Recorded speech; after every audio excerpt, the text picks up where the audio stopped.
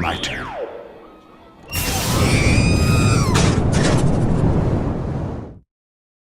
Hey guys, what's up?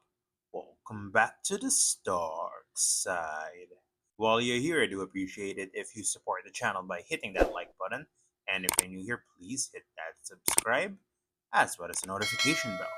So today we'll be taking a look at the ZD Toys Iron Man movies, Iron Man Mark 1. So here we have the figure on the rotating base, and this is actually the LED version of the armor. Now, before we take a closer look at the figure itself, let's go over the packaging and the accessories.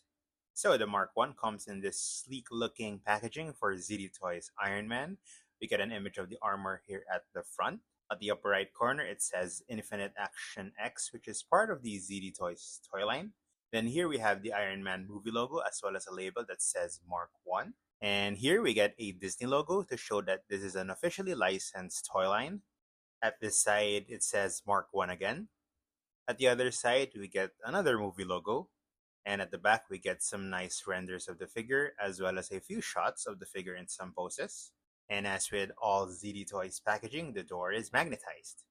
Now for its accessories, so opening the box here, you first see this huge image of the Mark 1 armor, which I think is a standard for Iron Man's main armors outside the Iron Legion.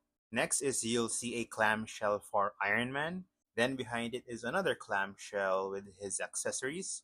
And unlike most ZD Toys Iron Man figures, which come with basic Iron Man accessories, we don't really get alternate hands with this figure, but it comes with accessories that are unique to it as it's the first armor that Tony Stark created.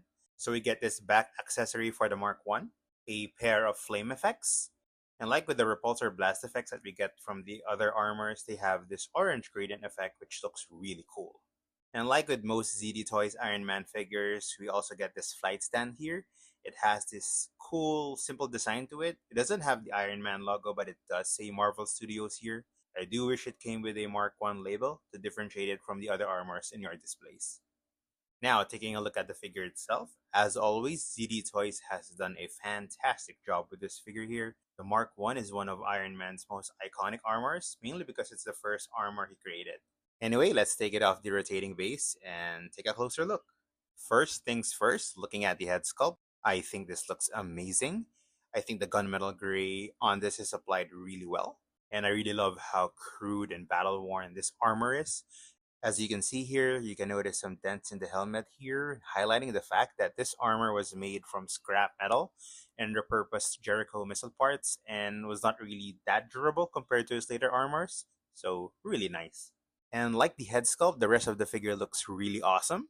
I think the level of detail that we get on this particular piece here is really good. It looks very film accurate, and I'd say it's also very comic accurate. Like the armor design in the comics, the MCU version was made to look and feel bulky and clunky. So yeah, I think they did a really good job here. And you can actually see the outfit that Tony was wearing underneath the armor here. And you can also see some rusting around the armor here, like here in the chest plate.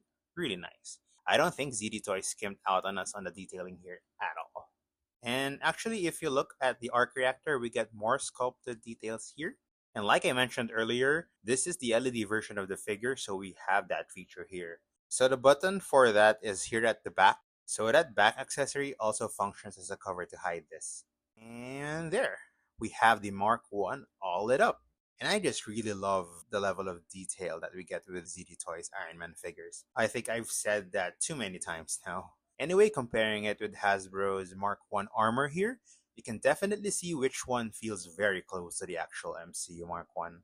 So, overall, I love the sculpt and paint apps of this figure here. Now let's go over the articulation for this figure. Actually, the articulation here is very limited, so Iron Man can look up only that far, and not so much downwards. His head does rotate. We don't get a lot of neck pivot on this figure. His arms can move upward only that far, but he can move them down all the way. Actually, unlike other Iron Man figures, you can't extend the shoulders here. Just something that I want to point out. Moving on, his shoulders rotate 360. We don't get any bicep swivel. And we only get single jointed elbows, which kind of makes sense because it's going to be hindered by all this scrap metal here. Also, since the hands themselves are part of the arm pieces here, we don't get any wrist articulation here, which is quite unfortunate. We don't get torso articulation as well, not even a waist swivel, so that's a bit disappointing. Anyway, his legs can kick forward that far and backwards just a little bit. His hips move outward only that far, so it's limited by the sculpts here at the side. He has an upper thigh cut, single jointed knees. His ankles are on a ball joint, but because of all this scrap metal around it, it doesn't really move that much. All in all, the articulation is very limited on this piece here, but seeing as the Mark 1 is really bulky, clunky, and really heavy, I just tell myself that the limited articulation on this figure is justified and film accurate. Now for some figure comparisons, here's the Mark 1 next to some other ZD Toys Iron Man figures that I have right now. We have the Mark 6 from Iron Man 2 and the Mark 85 from Avengers Endgame. And I gotta say, it makes me really happy to see Iron Man figures that look like they're made of actual metal side by side. So that's my review of the ZD Toys Iron Man Mark 1. I think this figure has a decent amount of accessories. Packaging is cool, and I think this figure has an awesome sculpt and excellent paint job. Lastly, while the articulation is very limited, you can do some poses with this figure, although the poses are probably going to be specific to the Mark 1, like this flamethrower pose here. Anyway, as it's an iconic Iron Man armor design, and compared to Hasbro's Mark 1, I'm really loving this figure. And if you're wondering where I got this figure, so I pre-ordered this figure from Shopee, so if you want to check that out, there's a link in the description below. Thanks for watching. Let me know what you think of this figure. Let me know what you think of my review. Please leave a comment below. And if you like this video, I do appreciate it if you support the channel by hitting that like button. And if you still haven't, please hit that subscribe as well as the notification bell. You can also follow me on social media, links in the description below. And I'll see you guys in the next video.